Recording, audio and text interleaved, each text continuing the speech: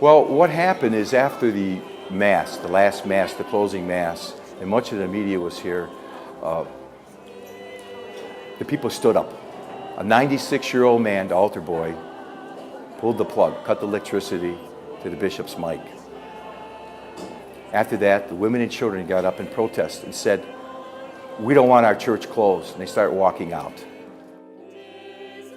It's been tough. There was many people outside the vigils that said, "You won't be successful." But the people that came to the vigils, most of them, believed that we would open up the church again, because they knew of all the miraculous things that happened, like when Dr. Klimyak, the night the church closed, 35-year parishioner, retired doctor, he had a dream, and in his dream, he saw Our Lady of Czestochowa, the Blessed Mother, and she said, "Do not leave me." So he called some other parishioners, and they all got together, and they decided we're going to have a vigil the next week. So they made up pamphlets, they went on the radio, they made phone calls, and the core group came out the first week. I didn't come to the second week to see what was going on. And what had happened at the Mass, the closing Mass, or the Mass before that, a couple came here, they weren't even parishioners, and they asked the priest the night before, "Father, will you have a procession and dedicate the church to the Blessed Mother? Ask her for intercession to save this church from what's going on, to save all Catholic parishes what's going on." It's just not one church. We're all in the same boat. So he had the procession. And then the later Mass, that's when all of a sudden, spontaneous outbursts of people. And no one knew, what happened, how they were energized. And from then on, it was a movement. It was like the movement of Solidarność in Poland. As you saw Lech Wałęsa, he wore on his lapel the picture of the Blessed Mother, Our Lady of Czestochowa. Everything he did, he always asked for her intervention. And Solidarność caused the fall of atheism, communism in Poland and all the countries of Eastern Europe and Central Europe. That shows you what the faith is. And the Polish people always believed in the Blessed Mother, her intercession. And we start these vigils, and as other churches closed, we went to the other churches. Like people would come from here like disciples, they heard about us. Well, we stood up, and they said they knew the Poles would stand up because we have a history of standing up no matter what it is, no matter even if they shed our blood. And we have the legacy of John Paul II. We have the legacy of a Frederick Chopin. We have the legacy of Adam Mickiewicz, a great poet. Father Jerzy Popieluszko, who became a martyr. He was in Warsaw preaching to the nation during the days of communism that the government has to care about the people. The people cannot be slaves to the communist system. They killed him. They killed him. The hierarchy, the church, his father, Jerzy, please shut up. But he never shut up. He was not a big man. He was a frail man. He was ill, but he kept speaking. The whole nation listened to him every Sunday night. His church, St. Stanislaus Kasta, I was there during that time period, was surrounded by the secret police. He was murdered. And we have the legacy of that. And my wife is going to say something which is very good. And we also have a legacy. We, the people on the street, the people who attended the vigils, dedicated the prayers to the Divine Mercy, and that explains our banners. Our red and white armbands. That is exactly the same colors that you see on the Divine Mercy.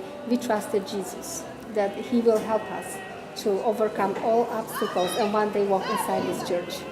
And we spread that devotion to the other parishes, the other closed churches. And as you know, we were the first to vigil.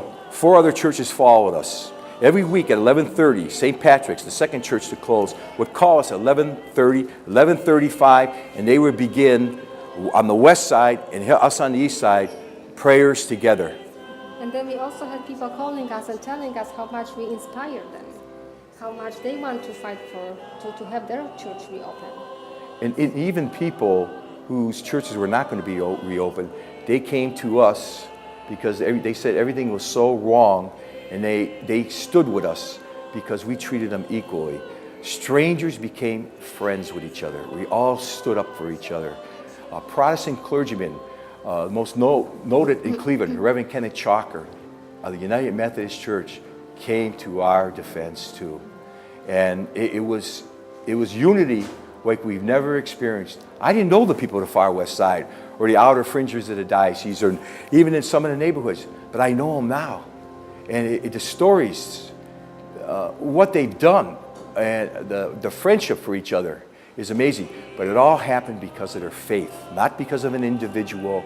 The faith did it, and I believe the faith moved the Vatican to say, enough is enough to the American bishops.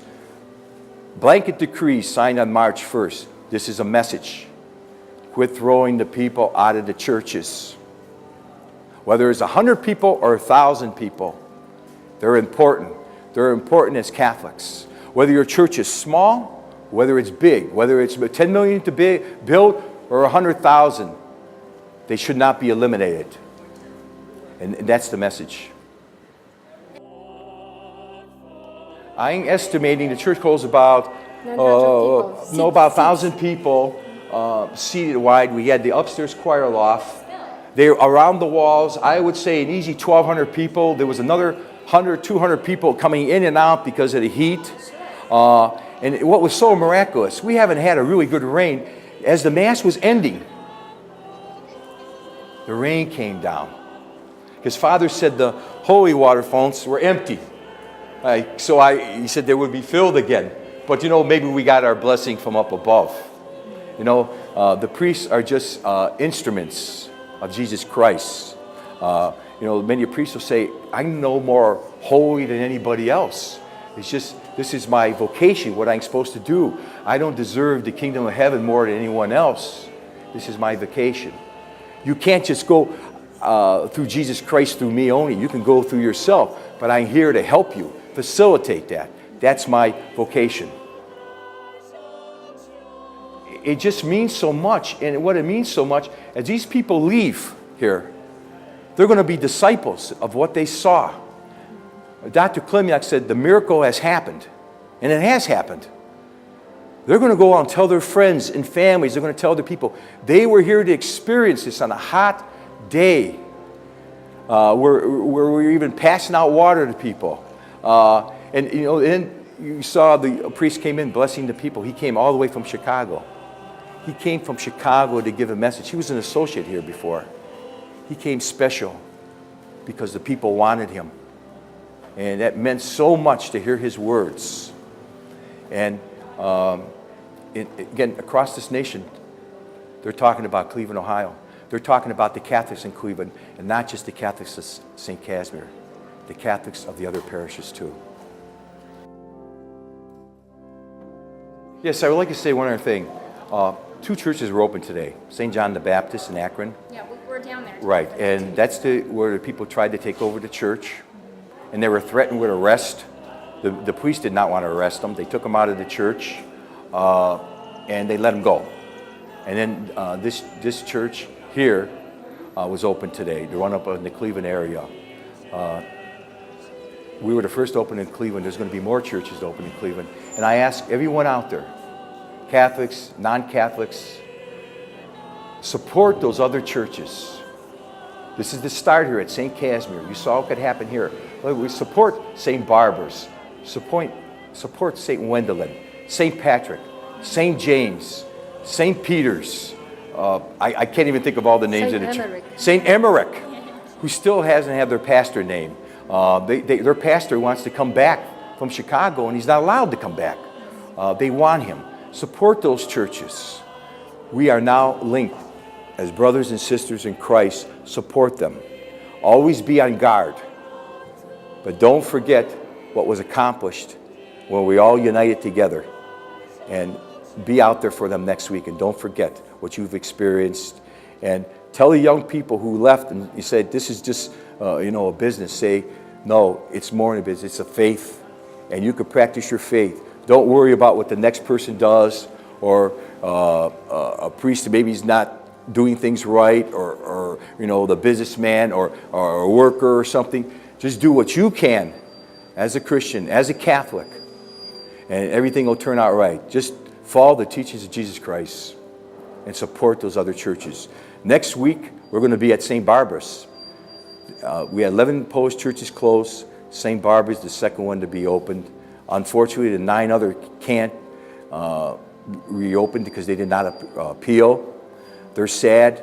We have tears for them. We want them to come to be remembered because we're not forgetting them.